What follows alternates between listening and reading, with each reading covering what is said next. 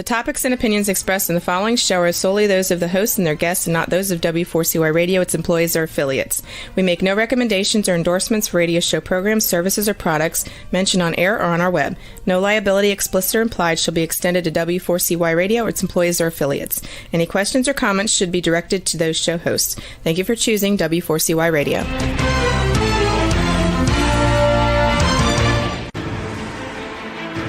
What's working on purpose anyway? Each week, we ponder the answer to this question. People ache for meaning and purpose at work, to contribute their talents passionately and know their lives really matter. They crave being part of an organization that inspires them and helps them grow into realizing their highest potential. Business can be such a force for good in the world, elevating humanity. In our program, we provide guidance and inspiration to help usher in this world we all want, working on purpose. Now, here's your host, Dr. Elise Cortez.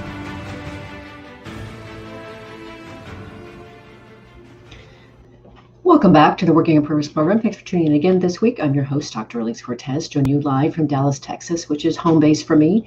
If you've been tuning in for a while, you know this program is a thought leadership series that enlightens and inspires listeners with insights from distinguished business leaders and subject matter experts. Our conversations are designed to elevate your thinking and entice you to take a conscious and inspirational approach toward leadership and business. Before we get into the program, I have two things to share with you, two pieces of announcements. One, September marks the launch of Gusto Now, which is a growth and transformation e-learning platform dedicated to awakening meaning, passion, inspiration, and purpose in people, leadership, and organizations. It features leadership development and other professional development courses available to individuals and companies, and we do it in English, Spanish, and Portuguese. You can learn more about these courses at gusto-now.com. Secondly, I have to share with you, my book is finally coming out November 17th. It's on Amazon now. It's called Purpose Ignited, How Inspirational Leaders Ignite Passion and Elevate Cause. You can pre-order it there. And I really wrote it to turn readers on and ignite their passion, inspiration, and purpose to make a contribution worthy of their one precious life and create leaders who will radically improve the workplace as we know it. Okay, now for the program. This week, we have with us Robert Bruss, who is the founder of Go All In, the mission of which is to create a movement of people who only know how to go all in. He also hosts his own podcast called Go All In, where he's conducted hundreds of interviews to learn how people tell their stories of doing whatever it takes to break through and succeed in every aspect of life. We'll be talking about his 10 plus years of experience in the Australian Navy and Army and his 15 years of entrepreneurship and how that transformed into who he is today, as well as learn about some of the key elements he teaches in his Elite Mastermind course. He joins us today from Australia. By the way, listeners and viewers, this is your lucky day. Rob is offering a 30% discount to his course for Working on Purpose listeners. Use the code WOP for Working on Purpose when you sign up. Thanks for that, Rob, and welcome to Working on Purpose. Hi, Elise. It's great to be here. Thank you for that kind introduction. Absolutely. It's so fun, right? We met thanks to good old social media. I'm so grateful for that. I love when I get to meet people from around the world and they share their thoughts and their convictions with us. And it's like being part of one small little connected planet. Yeah, absolutely. And fellow podcasters and radio hosts are all cut from the same cloth. So it's makes it really fun. It makes it really easy to communicate as well. Doesn't it though? Well, so for this first segment, Rob, what I want to do for our listeners is I want them to better understand, as I have come to better understand, a little bit about who you are and how you've built yourself into what you become today, because that gives us a base to understand your offerings. So first, I got to understand a little bit about the fact that you spent 10 years in the Australian military. And of course, we know 15 years as an entrepreneur. So I want to first understand, because I've never done anything in the military, how did your experience in the military alter you, or what did it do for you? Oh my God! Ever since I was a little kid, I always wanted to be in the army, and I grew up in just in suburban Sydney in Australia. But at the end of the street, there was some good old Aussie bush. And my mates and I would always run around and play armies and throw rocks at each other and do what little boys do at the end of the street in the bush. And I don't think it's really any different for any other Western culture in the world for kids growing up. And even kids today do the same things, even with all the screens and all of the differences that they have. It still happens today. So when I was older enough, I left school and I walked into the recruiting office. And I asked them, I said, hey, I want to be in the Army. And the Navy guy behind the desk said, no, man, you don't want to be in the Army. You want to be in the Navy. Come and watch this video. he sat me down, watched the video. I thought that was like pretty cool. And 6 weeks later, I was in the Navy at recruit school, wondering where all the guns were. And so, in hindsight, I look back at it, and that guy pegged me perfectly, because that's what his job was in recruiting. And I think I would have really struggled in the Army, going straight from school, being a 17-year-old kid. The Army was very different to the Navy. It was a lot harder. It was physically different. It was mentally different. It required a different mindset. And I definitely didn't have the maturity to actually handle that, because by the time I left the Navy and actually got into the Army, I actually found it a bit difficult. It was like, okay, that was hard. And looking back, I was a bit disappointed that I ended up in the Navy, how that happened. It sort of, it happened so quickly. My head was spinning, right? And, but the thing is, I traveled the world, had an incredible job, which I absolutely loved, doing combat systems. And I went everywhere the Australian Navy goes in 5 years. That's actually why I got out. And there was nowhere else to go. And I'd finished my posting on board a couple of ships that I'd been on, and it was time to go ashore, go get promoted. Then you come back and do it all again. And I was like, well, do what again? I've been on operations. I've been on all the exercises. I've been to all the places. I think I went to like 35 different foreign ports, or 40 ports or something like that, in just a short space of time. So it's an incredible amount of travel, and had a pocket full of money. I was with my mates all the time, and it was just an absolute blast. It was a party. In direct answer to your question, how did it change me? Well, it taught me how to party when I was a young man. To say how to party. To go all in on the party front. Okay, good. Yeah, it is absolutely true what they say about sailors. And I worked a lot with the American Navy as well. And the American Navy is exactly the same as the Australian Navy. You guys work a bit harder than we do, I have to say. The conditions and the pay isn't as good as what the Australian Navy is, but the traits of sailors are the same the world over, whether it's the British Navy, the Royal Navy, the US Navy, or the Australian Navy, which is kind of fun. But once I'd left the Navy and I was in the Army, I had an incredible time there, because it was, in some ways, and maybe your listeners probably kind of won't like the idea of this, but this is why I joined, right? You join up to go to war. I joined the Army. I went to recruit school. I went to the School of Infantry. And the day that I joined my battalion, they were packing their bags to go to East Timor. And East Timor ended up being the biggest combat operation the Australian military had been involved in since the Vietnam War. And I was like being conscripted. That's what it was. Because you join recruit school, School of Infantry, straight to a battalion, straight overseas on combat operations. And I got to do that. And in some ways, that was a blessing and a curse, because by the time I'd come back from that, it was like, well, what else is there now to do in the Australian Army? I've been. And this was before we were involved in Iraq or Afghanistan or anything like that. And it was pre 9/11 as well. So it's a pretty interesting time in the Australian Defence Force to be there. And when we got back, they said to me, right, because we were not really budgeted to do anything like that, like we'd just done, the Australian government said there's no exercises, there's no anything happening on, you're not going anywhere. So what we recommend you do is either put your hand up for a bunch of different courses, or go ahead and try out for Special Forces. And I was at the point in my infantry career where I wasn't quite ready to do Special Forces. I barely, could walk and talk infantry, never mind going for more elite type stuff. And there's plenty of people that did that and can certainly do that, but it just didn't feel right for me. So I put my hand up and went to the parachute school, and I got all my military freefall qualifications. And that was just an incredible job, because there's a huge amount of responsibility associated with that. And you turn up to work in the morning, you look at the boss and say, hey, mate, what are we doing today? Well, what do you think we're doing? You're at the parachute school. Go get a parachute and we're going skydiving all day. It's like, damn, what a job. And it was pretty cool. And I did that for a couple of years. And I at the school there, just a member of the staff. And the great thing about what I did was I never really had any responsibility, because I wasn't an instructor there. But what I would do is I would support the instructors. So when they were learning, when courses came through and instructors were learning how to be instructors, you would go and be the students for them. Sometimes there'd be people coming through learning how to be tandem instructors, and you'd be the tandem person. You jump out of the plane and put in mistakes for them, and they'd have to fix the mistakes for you. So I think I got about 40 or 50 tandem jumps under my belt, something like that. Sometimes that was a bit scary, because you're completely out of control and you're strapped to another person. And you think of skydiving as going for a tandem and having fun on the weekend with your mates and doing that, but after you do it over and over again and you're not in control, that it starts to get a little bit scary. But then you get some great qualifications as well in the process. But unfortunately, those qualifications don't transfer into anything in the civilian world. So it took me a little while to transition. Like most people leaving the military, maybe I left a little bit earlier than I should have. It took me about 4 or 5 years to properly transition and to find myself. And I was a young man as well. I was 28, 29 years old by the time I got out. And I didn't really know who I was as a person. And the military had shaped me. I'd grown up in the military and I really had to find myself. And it did. It took a while. It took a while to not turn up 5 minutes before everything, to be perfectly dressed, perfectly shaven, wearing all the right clothes and doing all the right things. And people would look at that and think, man, it's just like lower your intensity levels a little bit, Rob. Lower them down. But that's what had helped me to be successful in the military. And ultimately, that's what helped me to be successful as an entrepreneur as well.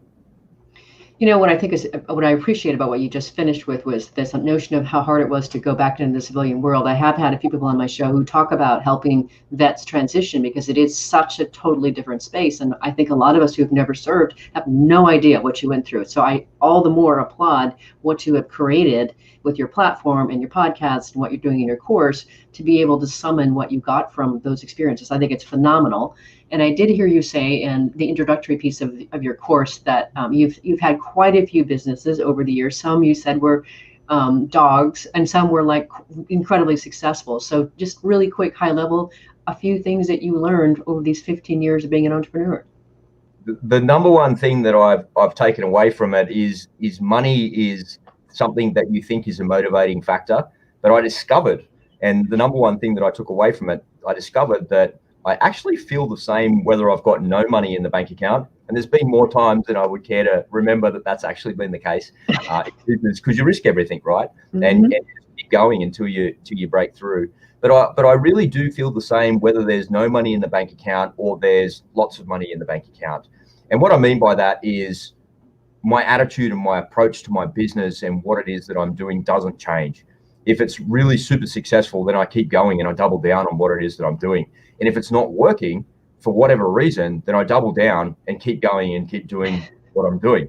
So I learned early on that money was actually something that was driving me, but I realized it wasn't motivating me. So it's a difference there because you have to eat, you got to pay your rent, you got to feed your children, and you got to buy clothes and just live.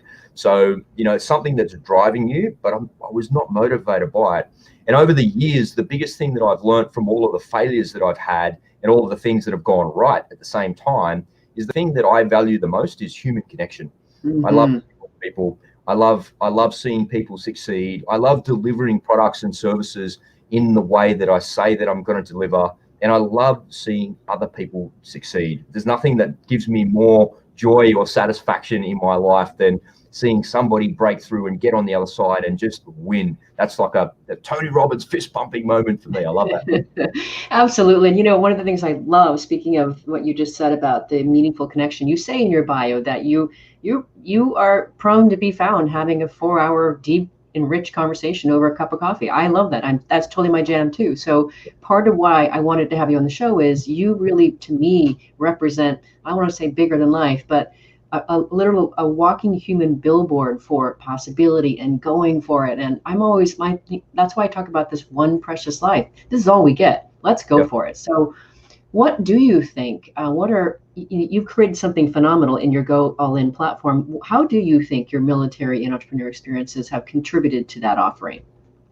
Well, it's about potential. And when I created the Go All In brand, it took me probably about 30 or 40 podcasts to really articulate what that actually meant. And because it's a bit of an abstract concept, and I knew in my mind's eye exactly what it was and exactly what that meant. But the reality is it was pretty hard to articulate out loud what it meant. And the way that I kind of arrived there, and these are all the things that I took from being an entrepreneur and being in the military, and I put it together. And going all in on something is part of the human experience. We all know what it feels like to commit to something. We all also know what it feels like to overcommit to something, to publicly do that, and then to retract, and then to go back into your little cave, a little bit embarrassed where I committed to something, it didn't work out. I don't want anyone to know about it. It's part of the human experience. And what I recognized in doing that and understanding all of that constantly in my life, it's about potential. Is if you ask yourself, are you really living up to your potential? Or are you just operating at about 10% of your max? And when I ask myself that, I realize that I only operate at about 15 to 20% of my max on any one day, because the vast majority of what I do on a daily basis is automated. I operate, I wake up, I go to the gym, I do exercising, I eat some breakfast, sit down, I answer my email. I don't have to think very hard about what it is that I do. And what I ask myself often, and I ask myself a couple of times a day, is, are you working on things that are closing the gap from where you are to where you want to be? And if you're not, it means you're not really living up to your potential. You're operating on autopilot, and maybe those autopilot tasks should be handed off to somebody else. So then you can find that potential that you have. And everybody has that creative genius inside them, whether that's in business, in art, in music, in acting, in some form. Everybody has that creative genius, and you never really get to discover that creative genius unless you decide to go all in, and unless you decide to free yourself of the minutia and the automated tasks that you should hand off to somebody else. That's kind of the culmination of everything that I've learned as an entrepreneur and in the military as well. That's beautiful, Rob. I love it. I'm so aligned with you on that. I'm so glad you're doing this work in the world. We need it. So let's grab our first break on that note. I'm your host, Dr. Elise Cortez. We've been on the air with Rob Bruss, who was the founder of Go All In, the mission of which is to create a movement of people who only know how to go all in. He joins us today from Australia. We've been talking a bit about his background and how it informed what he's created. After the break, we're going to get into some of the key topics that he teaches in his courses. Stay with us. We'll be right back.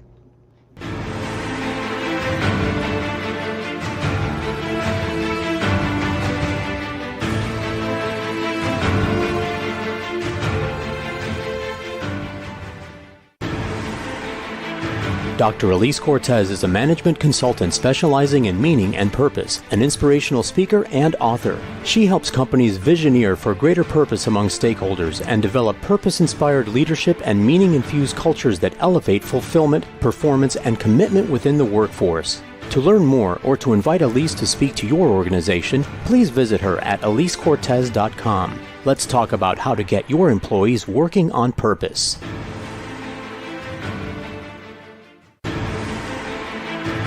This is Working on Purpose with Dr. Elise Cortez. To reach our program today or to open a conversation with Elise, send an email to Elise, A-L-I-S-E, at elisecortez.com. Now, back to Working on Purpose.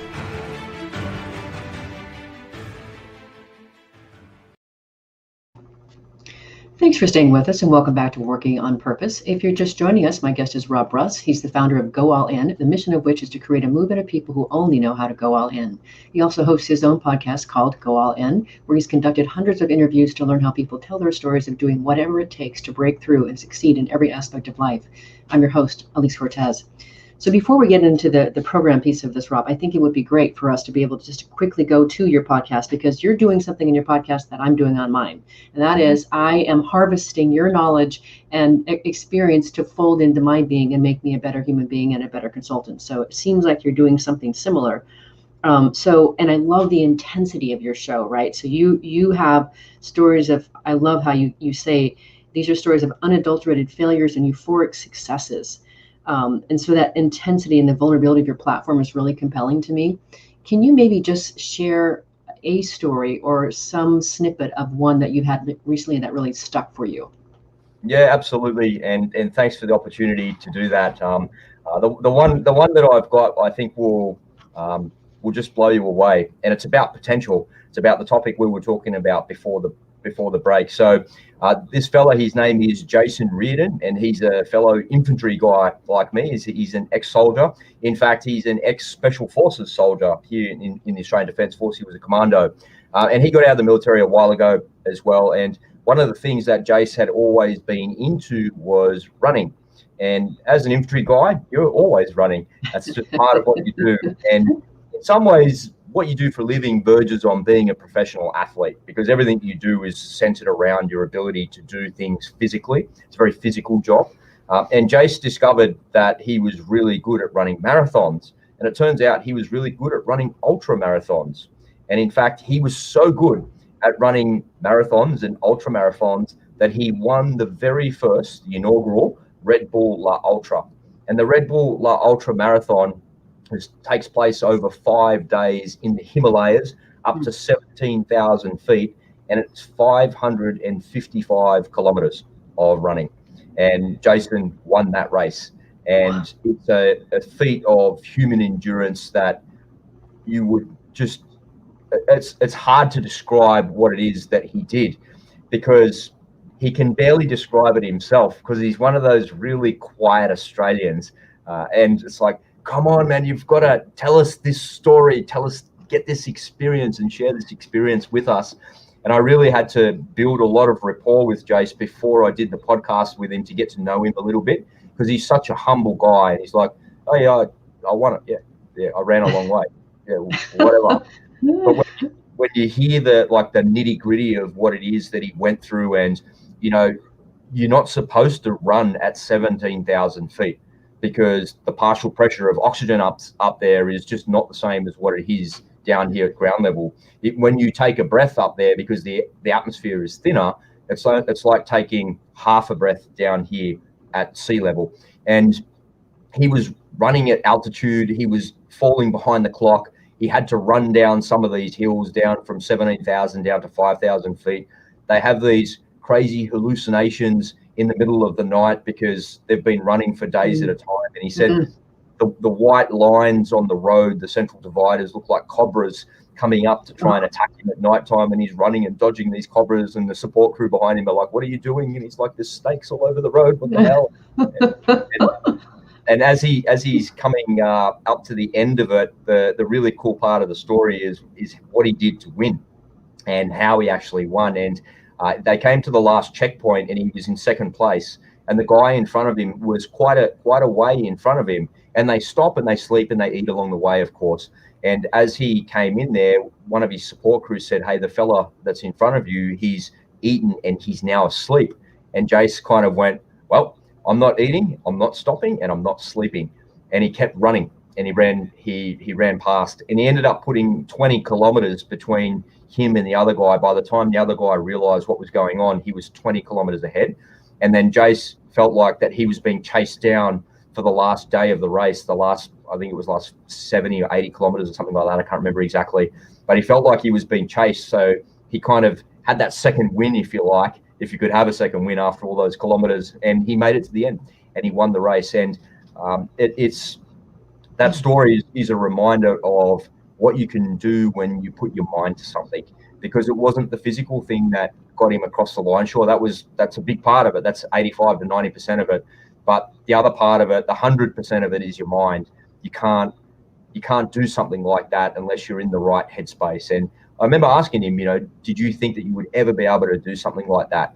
And he said, no, I was at the 222 kilometer mark, and that's the furthest that I'd ever run. And I was like, well, you have to do that again. How did you do that? And he was like, well, I just kept going. I just pressed on. And it's a great story, because it's a story about the potential of a human being and somebody never really thought that they could do something like that. And he never really went out there to win it. He just went out there to do it, and he won it. And it was like, oh my gosh, incredible story. I love that, Rob, on a number of levels. But first and foremost, because I do traffic in energy and inspiration, I know how important it is for us to be inspired, for us to keep our hearts and minds healthy and fed with stories of inspiration that show us what we can do in life, what we can be. So I love the idea that you're really, I guess, you're trafficking in potential. That's what you're really doing. And the first module of your course is about mindset. And I wanted you to distinguish that, if you would, because you say something pretty compelling on your website about that, and when you distinguish between average and an elite mindset. Will you do that for our listeners and viewers today? Yeah, absolutely. People ask me all the time, this is kind of where it came from, is how do you do what it is that you do? How do you make all of this happen? And the reality is you just need a plan. But everyone's got a plan. Plenty of people got a plan. They execute on their plan, it still fails, and they don't get to where it is that they need to be. They don't hit up against their targets. And if you're not hitting up against your target, even if you've got a plan and you've got goals and you've got all of those things, the chances is that you haven't got your mindset right. You just haven't got your head right. You need to work on your headspace. And so I came up with a kind of a list of things, and it puts down one side of the page, on the left side of the page is the way average people think about things. And if you're missing your goals, it's maybe because you're thinking some of these ways. And the people that hit their targets and meet the goals and meet the expectations and live up to the potential, they have an elite mindset. So an example is someone with an average mindset typically feels sorry for themselves. When things are going against them, they're like, oh, woe is me, poor me, why can't everything work? I'm trying so hard, it's not happening. People with an elite mindset on the other side of that coin are so focused on others that they don't have time to feel sorry for themselves. So that's one example. Another example is someone with an average mindset makes an excuse when things are not going their way, but someone with an elite mindset just makes it happen. They go over, under, around, break through whatever obstacles are placed in front of them, and they keep forging forward. People with an average mindset, they typically wear their emotions on their sleeves, but people with an elite mindset, what they do is they never show weakness outwardly. And there's nothing wrong with being weak and being a little bit vulnerable, but they don't show it outwardly. And what they do is they have big, strong body language. You never see a footballer go out onto the pitch first on game day and be like, oh, I'm scared I'm going to get smashed here. They're going out there, they've got their pads on, they've got their helmets on, they're ready to go. They've got big, strong body language, and they're ready to get after it. They're ready to go for it. They're ready to make it happen. They're not wearing their emotions on their sleeve. So I think it's just really important I give that some context there for it as well. So when it comes time to play the game on game day, you need to bring your A game and leave your emotions aside and concentrate on your training and move forward. So there's a bunch of things in and around average versus elite mindset. And I know that people that are listening to this and watching this, they would have some things where they go, okay, if I'm not feeling so good about something, am I feeling sorry for myself? Or should I just pick myself up, dust it off, pick it up, and just keep moving forward and going forward? And I think intuitively we know the difference between average and elite. Mm-hmm. I think so too, but it's good to have it distinguished. Now, another thing that you do that I think is really compelling, because as I say, I traffic in energy, and a lot of energy for me is motivation. And you talk about you distinguish the truth about motivation in your program. So give us a snippet of that. Yeah, that's a great question, and it's a really important topic. And I want to clear something up for the people that are listening, because they might be going, well, it's easy for you, Rob. You were in the military for 10 years. You're just one of those motivated military guys. But the reality is, if you talk to anybody that's been in the military, some of the people in the military are the most unmotivated, undisciplined people that you've ever encountered in your entire life. And there's far more motivated and disciplined people in business and the corporate world than there is in the military. That's the fact. The military rules with a carrot and a stick. Mm-hmm. They're like, you need to be here at this time, in this uniform, in that hat, or else. So you can't live your life in a place of or else. What you need to do is you need to find the motivation and the discipline within yourself. And it's motivation that gets you started, and it's discipline that will keep you going. But if you're not focused on your goals and you don't have a plan, all the discipline in the world is not going to help you to achieve what it is that you need. Because as soon as the going gets a little bit tough, you will let yourself off the hook. When you make a declaration to the world that you're going to go all in, that feels really good. Then you start, and the minute it gets a little bit hard, you're like, all right, I've just got to push through this bit. I knew it was going to be hard. You're pushing and pushing. And then tomorrow it gets harder, and it gets harder again. Discipline's not going to keep you going there. What you need is you need a dedicated plan. You need the right time management. You need to know what to focus on. You need routines and habits of success. If you don't have the combination of those things, all the discipline in the world is not going to keep you moving forward. But in times of short, intense periods, and we all have those throughout our day, where distraction might creep in, you need to know that I've got the discipline to not allow that distraction to creep into my day, and I can use my discipline right now to keep moving forward and keep me closing the gap from where I am to where I want to be. If you don't use your discipline at the right times, then you'll let yourself off the hook, and it's like, it's all right, I'll just eat that chocolate biscuit. It's not such a big deal. You know, what's the big idea of, stopping myself having something pleasurable in the day anyway? But it's the discipline that will stop you from eating that chocolate biscuit and stop you from being naughty. And we're all naughty throughout the day. And that's where discipline really comes in. But discipline's not going to help you hit your targets or achieve your goals. You need a plan to do that. I wonder if that's what you mean then, Rob, because you say, I was very fascinated by your stance that a focus on our goals can actually be a form of self-sabotage. Oh, yeah, absolutely. What does that mean? That's fascinating.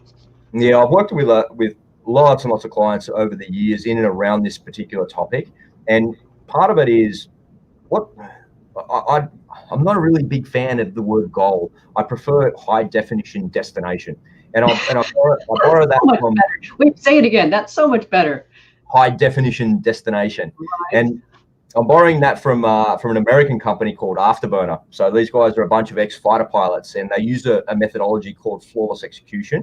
And flawless execution is the way fighter pilots actually go out and fly their jets, right, and get things done. And they have a 98% mission success rate when they use this model. So fighter pilots, just imagine, they don't rock up to work and we say, hey, Elise, where are we going in our $100 million jet today? And you go, I don't know, let's just go over there and drop a bomb over there. No, there's a detailed planning, briefing, and executing in a debriefing process that they go through. And that's the methodology that they use, which is called flawless execution.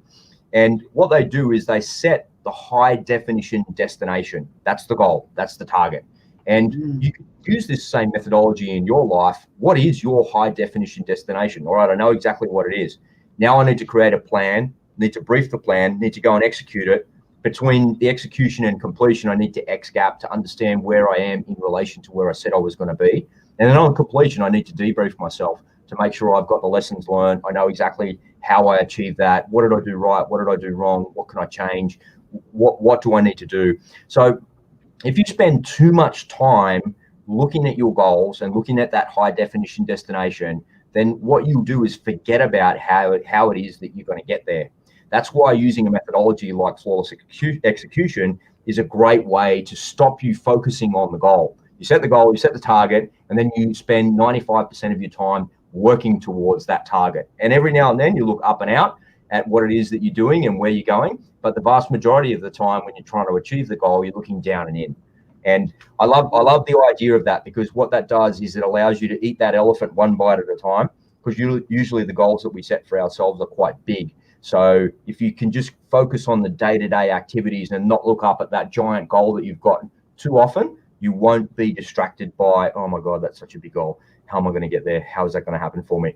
What you're doing is you're focusing on one foot in front of the other and moving yourself closer to that target at every moment of every day. I like it. And I wrote that down. High definition destination. I love it. I'm totally changing my language. Thanks for that, Rob. Let's grab our last break. I'm Elise Cortez, your host. We're on the air with Rob Russ. He's the founder of Go All In, the mission of which is to create a movement of people who only know how to go all in. He joins us today from Australia.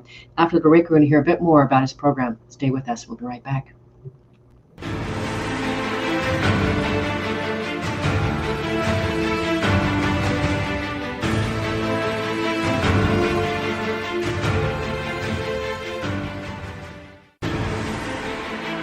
Dr. Elise Cortez is a management consultant specializing in meaning and purpose, an inspirational speaker and author. She helps companies visioneer for greater purpose among stakeholders and develop purpose-inspired leadership and meaning-infused cultures that elevate fulfillment, performance, and commitment within the workforce. To learn more or to invite Elise to speak to your organization, please visit her at elisecortez.com. Let's talk about how to get your employees working on purpose.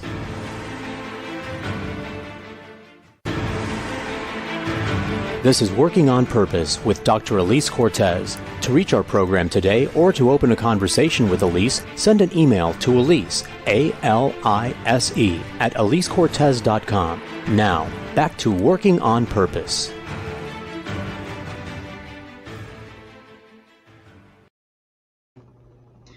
Thanks for staying with us and welcome back to Working on Purpose. If you're just tuning in, my guest is Rob Russ. He's the founder of Go All In, the mission of which is to create a movement of people who only know how to go all in.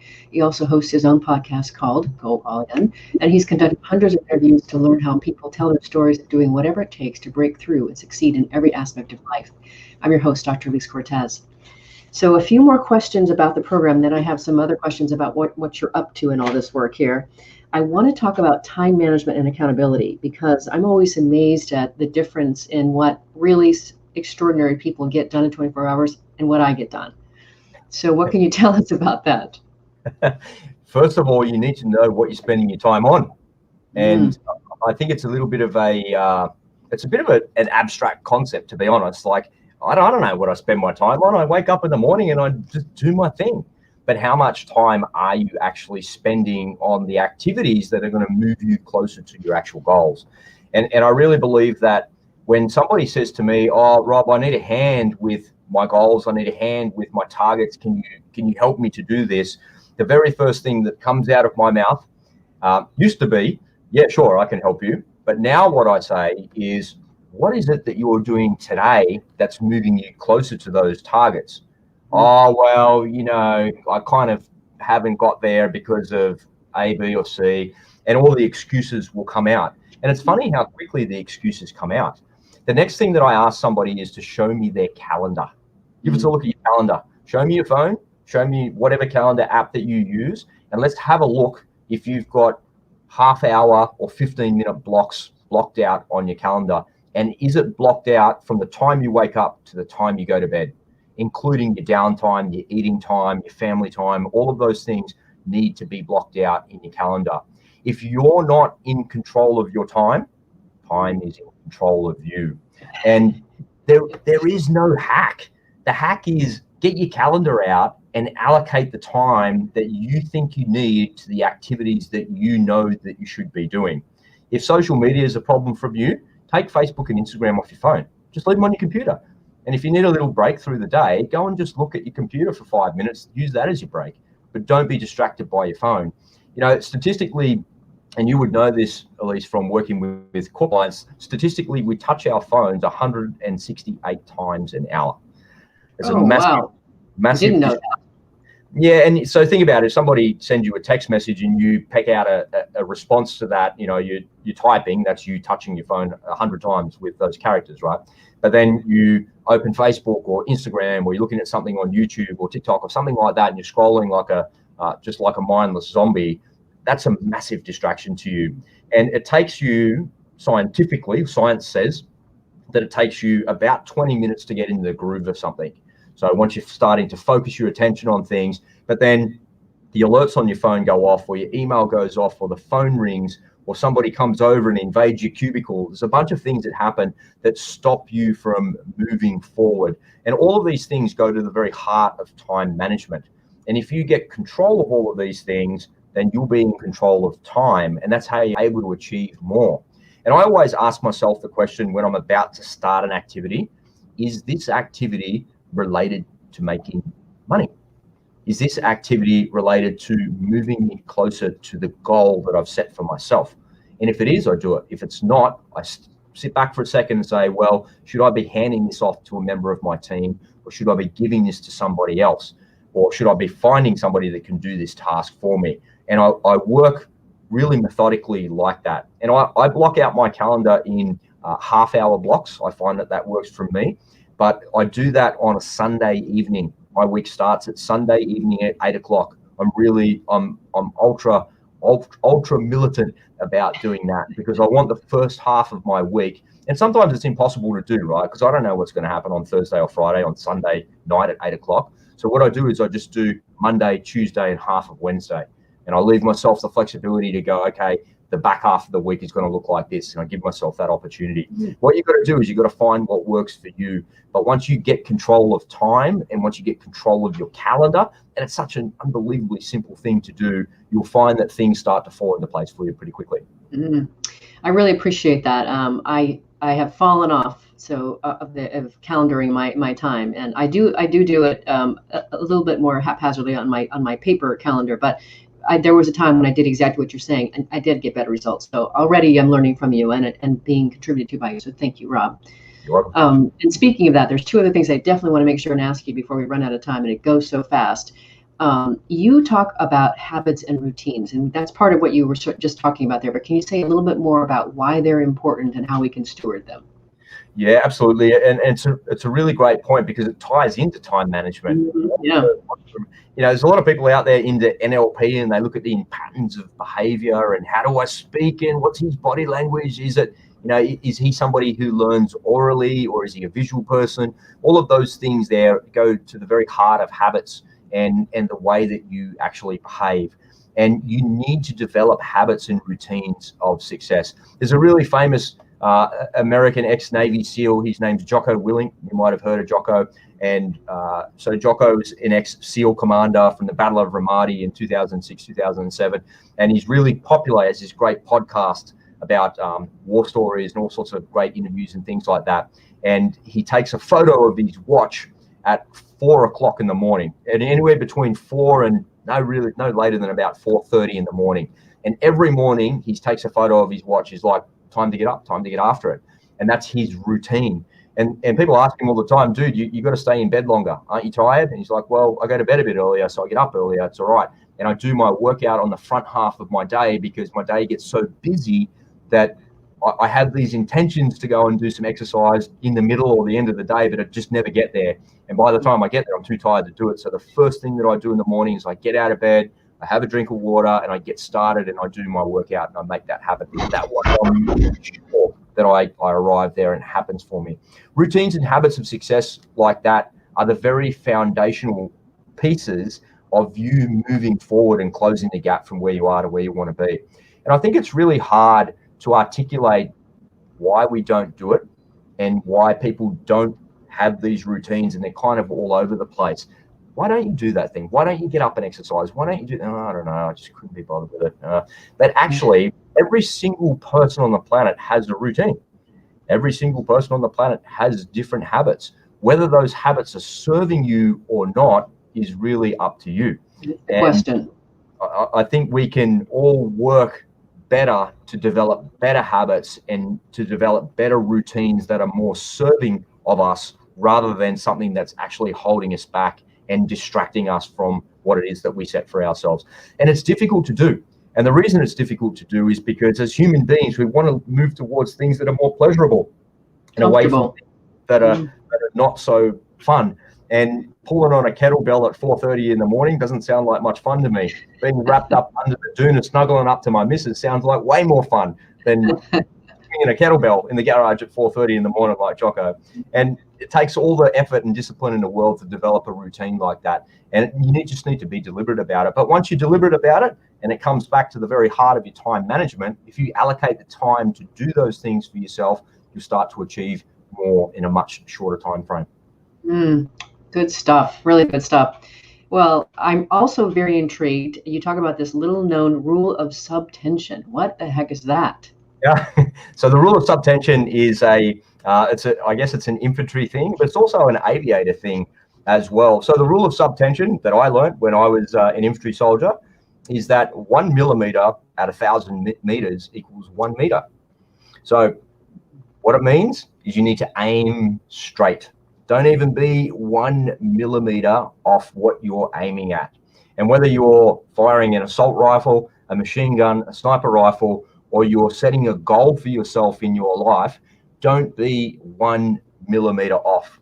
The effective range of the assault rifles that I used in my time back in the day was 300 meters. So the bad guys are pretty close to you at 300 meters. If you're engaging a target there, it's like, you can see these people. They're close. You can see them. And your rifle stops being effective at around 400 meters. You have to start to aim up and you're kind of lofting around at somebody and it just doesn't work the same way. But if you're 1 millimeter off where you're aiming at 300 meters, which is the effective range of the assault rifle, you'll miss the target by 30 centimeters. And you get taught as an infantry soldier to aim at the center of the scene mass. So if you're aiming at the center of the target or the center of a human being, if that's what you're aiming at, because that's what the target is, and you're 30 centimeters off, it means you will miss, because 30 centimeters is about a foot in imperial terms, in American terms, if you like. And if you're a foot off the target, that round will go down the left or the right side of what it is that you're aiming at. So the rule of subtension is 1 millimeter at 1,000 meters, or 1,000 meters equals 1 meter. It subtends to that as well. And the analogy that I use is that if you're not aiming straight at your target, you will miss. So before you get started, before you do anything, Get down, lie down on your guts, get into the right firing position, get ready to go, and aim at exactly what it is that you want to hit. Whether that's a target on the range, a bad guy in the battlefield, or a goal that you've got for yourself in your personal life or your business life. You got to aim straight and aim true at all times, and don't deviate from that under any circumstances. Don't give yourself a break. Be as disciplined as you can. That's the target I want. Never, ever change your target. Never, ever lower your expectations because things get too hard. Just aim straight and keep pushing forward. So what I hear from that, and I'm going to just say it for our listeners and our viewers, is we're going to channel our inner Rob whenever we're up to something, right? So this is what's going to happen. You're going to hear a voice in your head that's going to be, this is my inner Rob. I'm going for it. Okay. And again, I want to remind you, and thank you again, Rob, listeners and viewers, that Rob is giving you a 30% discount if you decide to take his course. And the way you get that is when you go to checkout, you put in WOP for the discount code for Working on Purpose. So thank you again for that, Rob. You're getting a taste of what it is that he does for people. Okay, so we're almost out of time already, and now I want to get to the big why here. So you've created a go all in movement. This is important to you. This is your life's work. Why is this so important to you? Why is it so important, and why do you think it's so important to be doing this work in the world today? Yeah, it's a really good question that's not asked by enough podcasters or radio hosts. And I'm so glad that you asked that question because it gives me the opportunity. And it reminds me as well why I do it. And for me, it's pretty simple. It's just about human connection. And I love to celebrate other people's success because I know personally what it feels like to win. And success doesn't always mean money. I'm not talking about money. I'm not talking about a financial win. I'm talking about setting a target for yourself and seeing that in high definition and understanding what you need to do to get there. Because nobody can do anything by themselves in this world. And the analogy that I use all the time is life and business, especially business, is a lot like being a paratrooper. Well, how is that? How could that be true? Well, as a paratrooper, no paratrooper has ever jumped out of an airplane by themselves. And you don't jump out of a plane by yourself either. When you do something in the military, you're always with other people. It takes a team of people, a team of dedicated professionals and highly trained and highly skilled people to get you to the door of that plane so you can jump out at 12 or 15,000 feet or at 1,000 feet. And life is the same way. And I do what I do because I understand intuitively, and being brought up in the military and being raised in the military and becoming a man in the military, I know that you just can't do things by yourself. And if I can help people achieve the goals that they set for themselves, then I'm living my life to its full potential and I'm living my purpose every day. That's so beautiful, Rob. I love that. And the world desperately needs that. We need that leg up. We need that encouragement. We need to be shown the way as well. So thank you for the work that you're doing. Last, here we are toward the end. This show is listened to by people all over the world, and it's really meant to be able to help them discover and access more meaning, purpose, and inspiration in their lives and their work. We're trying to create a workplace where people actually want to come to. Yeah. So in about 30 seconds or less, what would you like to leave our listeners with? Well, I would ask you, what is it that you're working on that's closing the gap from where you are to where you want to be? And what is it that you can do to commit and go a little bit harder, a little bit faster, and how can you expedite what it is that you're doing? Usually the answer to that question is turn off all of the distractions. Turn off the news, turn off your social media, and concentrate on you and concentrate on yourself. And when you do that, you'll find things start to accelerate and you'll start to achieve the things that you're looking for just by focusing inward on yourself just a little bit more. Oh, it's a great finish, Rob. Thank you so much for that. And thank you for being on the show with us and sharing us your heart, your soul, your wisdom, your experience. It's beautiful. Thank you. It's an absolute pleasure. Thank you so much for having me. Absolutely. Listeners and viewers, if you want to learn more about Rob or his Go All In course, go to his website, which is goallin.com.au. And remember, you can use the WOP code to get 30% off the Elite Mastermind course if you want to take that. It's a gift for listening in today. Last week, if you missed the live show, you can always catch a recorded podcast. We were on the air with Elizabeth Lotardo talking about her book, Selling with Noble Purpose, How to Drive Revenue and Do Work That Makes You Proud. Next week, we'll be on the air with Norman Wolfe talking about his book, The Living Organization, Transforming Business to Create Extraordinary Results. See you there. Remember that work is at least a third of our life, so let's work on purpose.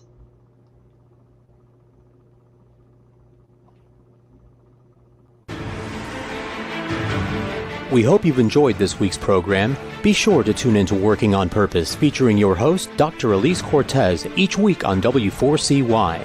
Together, we'll create a world where business operates conscientiously, leadership inspires impassioned performance, and employees are fulfilled in work that provides the meaning and purpose they crave. See you there. Let's work on purpose.